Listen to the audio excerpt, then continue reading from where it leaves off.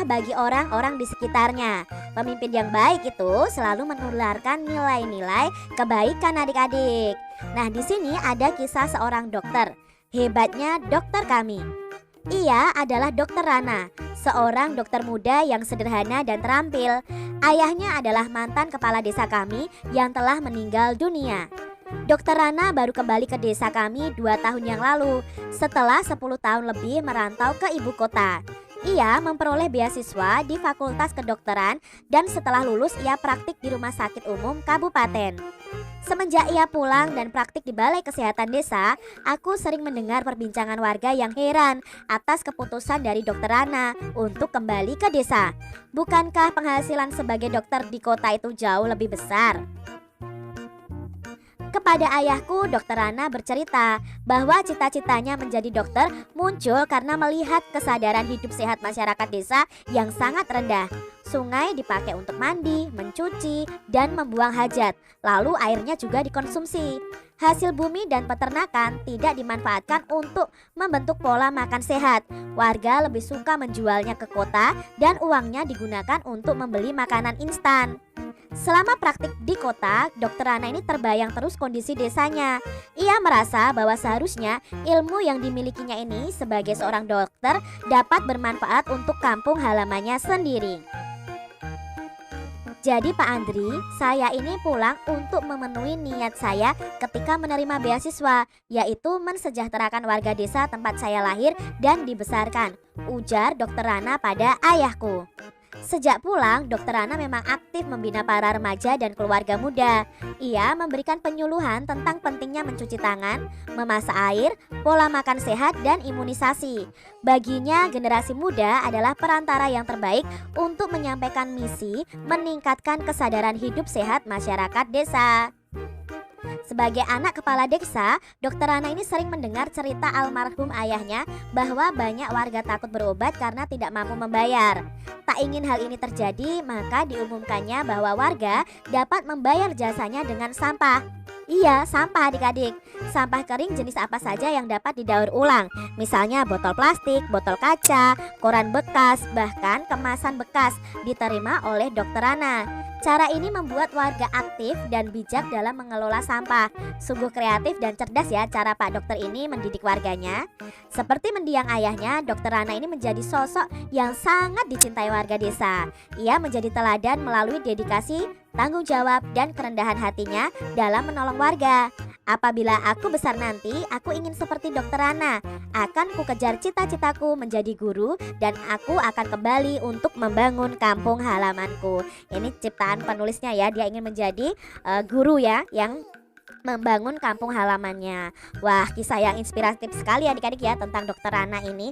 Bagaimana dia menyadarkan masyarakat di desanya untuk hidup bersih dan sehat.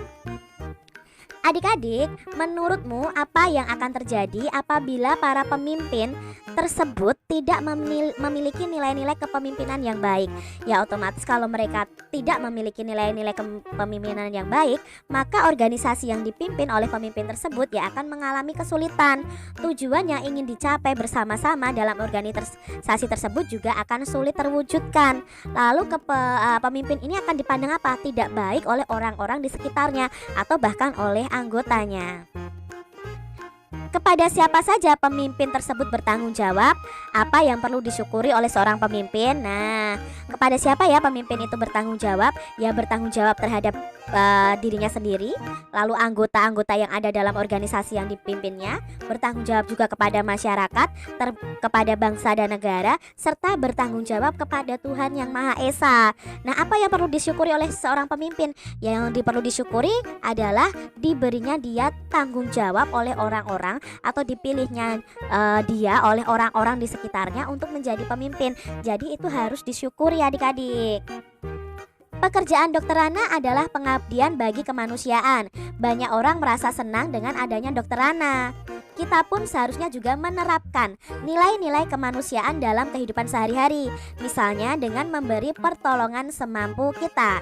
Nah adik-adik, nilai-nilai kemanusiaan itu sesuai dengan sila kedua Pancasila, yaitu kemanusiaan yang adil dan beradab. Simbolnya adalah rantai. Ya, simbol dari sila Pancasila kedua ini adalah rantai. Lalu contohnya apa? Nilai-nilai apa sih yang terkandung dalam sila kedua Pancasila ini? Yang pertama adalah mengakui dan memperlakukan manusia itu sesuai dengan harkat dan martabatnya sebagai makhluk Tuhan yang Maha Esa. Yang kedua, mengakui persamaan derajat, persamaan hak, serta kewajiban setiap manusia tanpa membeda-bedakan suku, keturunan, agama, kepercayaan, jenis kelamin, kedudukan sosial, dan warna kulitnya. Berikutnya adalah mengembangkan sikap saling mencintai sesama manusia.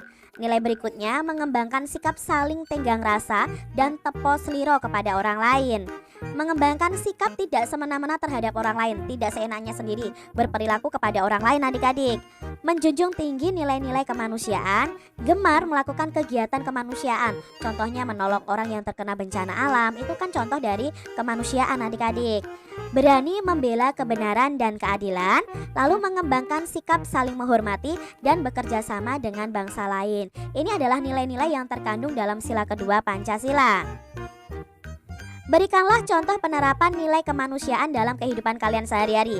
Nah, contoh nilai kemanusiaan yang bisa kita terapkan dalam kehidupan sehari-hari adalah tidak membeda-bedakan teman dalam bermain dan belajar, menolong teman yang kesulitan, menjenguk teman yang sedang sakit, ya, menghormati kakak kelas dan melindungi adik kelas, membantu orang tua dalam kegiatan harian di rumah seperti menyapu, mencuci, dan lain-lain.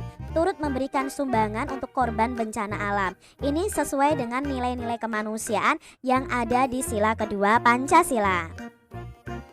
Apa pendapatmu mengenai pelaksanaan nilai-nilai kemanusiaan di lingkungan sekitarmu? Nah, di sekitar Kak Citra, pelaksanaannya sudah baik, walau ada beberapa yang harus ditingkatkan lagi, seperti kesadaran warga dalam menyumbang korban bencana, kepedulian terhadap tetangga yang tertimpa kesusahan. Ini adalah contoh-contohnya adik-adik. Salah satu penerapan nilai kemanusiaan adalah bekerja sama dengan negara lain. Bagaimana sih bentuk kerjasama negara kita dengan negara-negara ASEAN dalam bidang politik? Pada pembelajaran sebelumnya kita sudah belajar ya bahwa Indonesia itu bekerja sama banyak sekali melakukan ekspor-impor dengan negara-negara lain karena di situ saling melengkapi. Nah, kerjasama apa yang dilakukan oleh Indonesia dengan ASEAN? Pada waktu KTT 1 ASEAN di Bali 23 sampai 24 Februari tahun 1976, peran Indonesia adalah menjadi penyelenggara KTT ASEAN. Lalu perannya juga pembentukan sekretariat ASEAN yang berpusat di Jakarta sekarang, dan wakil Indonesia berhasil menjadi sekretaris jenderal ASEAN. Ini peran Indonesia di ASEAN pada KTT yang pertama ASEAN di Bali. Lalu kerjasama antar parlemen di ASEAN. Nah, kerjasama antar parlemen merupakan bentuk kerjasama antar parlemen negara-negara ASEAN. Nah, perannya Indonesia apa di sini? Mengusulkan pembentukan kerjasama antar parlemen, lalu mendirikan secara resmi kerjasama antar parlemen. Lalu di sini peran Indonesia di ASEAN di pertemuan ke-44 Menteri Luar Negeri ASEAN pada 19 Juli tahun 2011. Nah, pertemuan ke-44 Menteri Luar Negeri ASEAN diselenggarakan di Bali adik-adik pada tanggal 19 Juli 2011. Dalam pertemuan tersebut dibahas pembentukan Institut Perdamaian dan Rekonsiliasi. Nah, peran Indonesia sebagai apa? Sebagai tuan rumah pertemuan ke-44 Menteri Luar Negeri ASEAN, dan Menteri Luar Negeri Indonesia memimpin pertemuan ke-44 ini. Ya, pertemuan ke-44 Menteri Luar Negeri ASEAN ini adalah peran Indonesia di ASEAN. Ini diambil dari mikirbae.com.